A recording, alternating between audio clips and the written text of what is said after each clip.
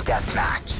Hello, this is Stampy Longnose, and welcome to a Call of Duty Modern Warfare 3 gameplay commentary. I'm playing a 2v2 game on the map Erosion, and you may remember a few days ago I uploaded a 1v1 game playing against someone called Kieran Harkins. Now I'm playing with him on my team rather than against him in a 2v2 game online. Sorry that it's on the same map as the other game, but as I say, I pretty much only play face-off games, and this is really the only face-off map that I actually enjoy playing. And sorry if you don't like Call of Duty gameplay, don't worry, I'm not suddenly leaving Halo in the dust and switching to Call of Duty. I just thought I'd add a little bit more variety to my channel for people that do like other games than Halo, but I'm still going to be predominantly a Halo commentator. But I just thought I'd shake things up, and seeing as the topic that I'm going to be talking about in this commentary isn't related to any specific game, I thought I'd do something different and not just upload more Halo content. But don't worry, as I said, I'm not just going to suddenly switch and become a Call of Duty commentator. And what I want to talk about in this commentary is gameplay commentators' egos and the idea of becoming famous by doing gameplay commentaries or just sort of vlogs and videos on the internet. The whole idea of being a YouTube celebrity, because I've been sort of mediocre, sort of general, slightly popular. Like, I'm still a small channel on YouTube, and I've sort of had a steady growth of subscribers, but recently it's kind of jumped up a little bit more. I've now got 500 subscribers on my main channel, but the main reason that made me want to talk about this is because since doing Minecraft videos and Let's Play videos on my second channel, I found that because I'm injecting more of my personality into those videos, and they're kind of like longer and I suppose more silly and entertaining and more the real me rather than sort of these more official sounding commentaries, I found that a lot more people want to play with me, and a lot more people are sending me messages and friend requests, to a point now where every time I sign online I generally have at least 3 friend requests and normally like 4 or 5 messages from people, and it's something that I'm not really used to. And my girlfriend was round and I went online and I had about 30 messages, and she was like, "Oh, Gore, you're getting famous now, what are you going to do when you're a big celebrity and stuff?" And it's kind of something that I've not really had to face. And I'm not big-headed or anything. I'm not thinking that I am a celebrity. I know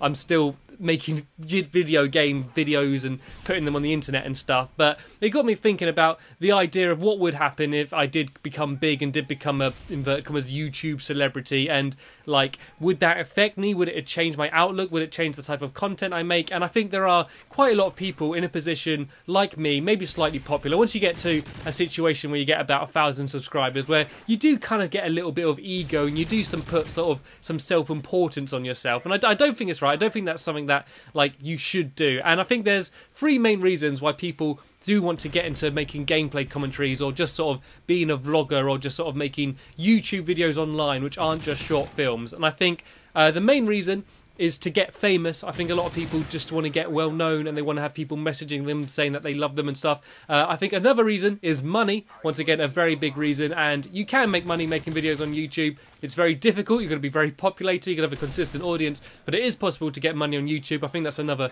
big motivation for a lot of people. And I think the final reason, and probably the most noble reason, is for sheer enjoyment, for the self-satisfaction of sort of putting out content that people like to enjoy, and just the fun of making videos and making gameplay commentaries. And I think, obviously, when you ask someone, why do you make videos, I think most people would go for that option. Most people don't want to say, oh, I want to be famous, or I want to make money, because it kind of seems like, I don't know, like as if you're milking it, or if you're unfaithful or something. I don't know, it just seems, as I say, less noble if you say, I want to make YouTube videos to make money. People just sort of don't like that kind of thing. And to be honest, more recently, that's sort of become a lot more of my motivation. Like, I love making gameplay commentaries, and the reason why I got into making gameplay commentaries is because I wanted to do it for fun. Once I got to a point where I had a small regular audience, had people commenting and stuff, I did like to do it because I like to hear from people. I like to go through and read comments from people saying that they enjoyed my video, or they found my video entertaining or helpful, educational.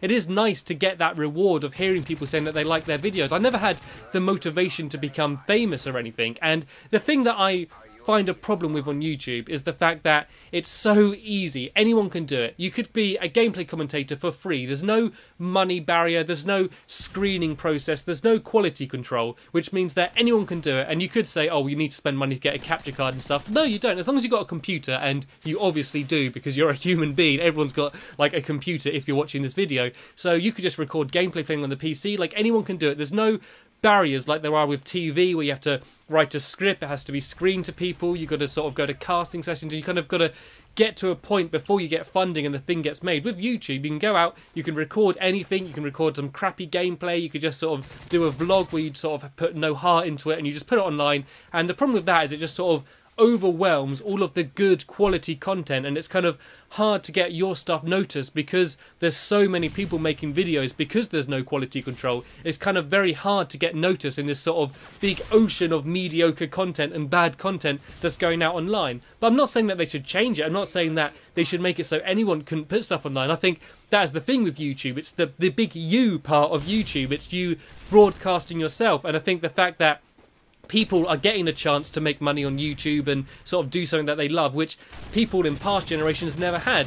Now I can buy a video camera for like £50 and go out and film like a feature film if I want, and then I can publish it online, and if it is good enough, the chances are I will get noticed. So I'm not saying that they should change YouTube so only the best videos get put online. It's just something that we've got to face. We need a better way of getting through all of the mediocre and sort of bad stuff to get to the quality content. And as I say, I am now getting into a situation where I am thinking about maybe making a living out of making YouTube videos. I don't want it to be the only thing I do. I don't want to spend all day playing video games and putting videos online. I do want to go out with a camera and film stuff and enjoy doing other stuff. But the reason why I want to do that isn't because I'm selling out or because I don't enjoy doing it anymore. It's because I like making videos so much that I want to be able to do it more, and the only way I'm going to be able to do it all the time is if I was getting paid to do it. I don't want to have my work and then make videos. If it's one thing, then I get to do it all the time. And we're about getting to the end of this commentary now. Let me know what you think about this topic, because it's something I've been thinking about for quite a while. I do hope you enjoyed this Call of Duty content, but as I say, don't worry, I am going to be mainly going back to playing Halo and uploading Halo content. And if you are a commentator, or you are thinking about going into the commentating business, this weird community that we've got online, remember, don't get an ego. Don't put self-importance on yourself. Remember, you're playing video games, you're putting it up online, there's nothing special about it unless you make it special. Thanks for watching this gameplay commentary, and I'll see you later.